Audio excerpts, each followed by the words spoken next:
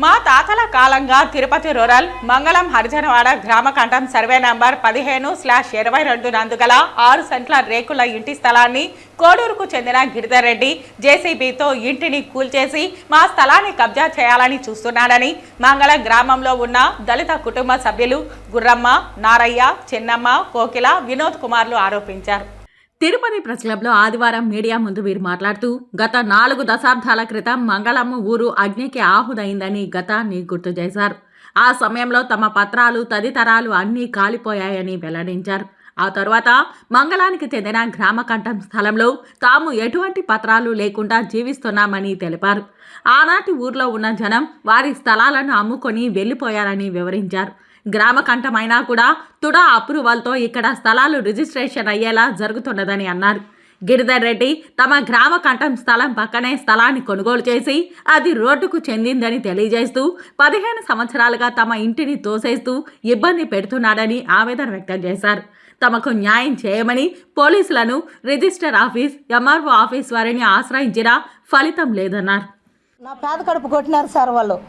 ఎంఆర్ఓలో కొట్టినారు, పోలీస్ స్టేషన్లో అన్ని నాయకుల కాడకు పోయినా నా పేద కడుపు కొట్టినారు. కానీ వాళ్ళు కడుపు కొట్టాలంటే గంట పడదు. నన్ను ఎట్లా హింసించి ఎంఆర్ఓ చుట్టూ 10 ఏళ్ళు తిరిగిన నేను ఇల్లు అమ్మేసి 10 ఏళ్ళు తిరిగి వాళ్ళకి పెట్టిన. అయినా ఇల్లు లేదు, ఏమి లేదు. ఇప్పుడు బాడిగింట్లో ఉన్నాను.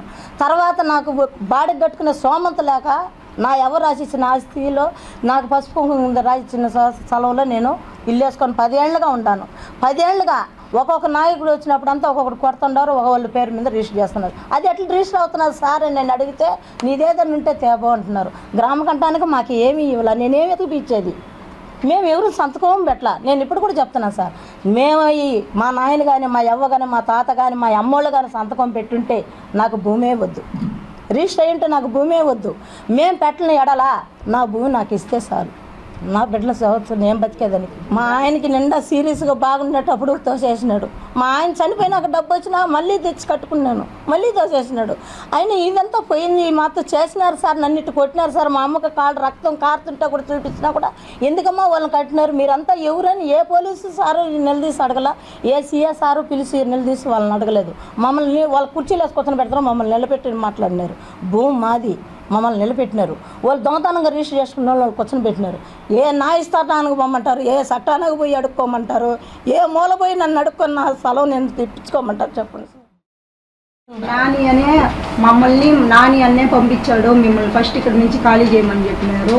మీరు ఇక్కడ నుంచి బయట వెళ్తారా, మమ్మల్ని కొట్టమంటారని బెదిరిస్తున్నారు. అడిగితే దౌర్జన్యంగా మా ఎత్తని, నన్ను, మా పిల్లలకు అన్నం గట్ట వండి పెట్టాలంటే ఏం పోయేసి రోడ్లో కూర్చోండి అని ఏవేవో మాట్లాడినారు. పోలీస్ స్టేషన్కి పోతే మీ అబ్బదా పోలీస్ స్టేషను అని సీఏ మాట్లాడినాను. మేము చెప్పింది వినుకుంటానే ఏం జరిగిందని అని అడగలేదు సార్. మేము రోడ్డు పాలు చిన్న ప్రకారం పెట్టుకున్నాను, స్కూల్కి పంపించినాను. మేము ఆడుండాలి ఎట్లా సార్ అంటే వాళ్ళకి కుర్జీలు వేసి మాట్లాడుతున్నారు. మేము 1 గంట నిలబడుకున్నా, మీరు ఫస్ట్ బయట పోండి అనేసి అన్నారు సార్ వాళ్ళు.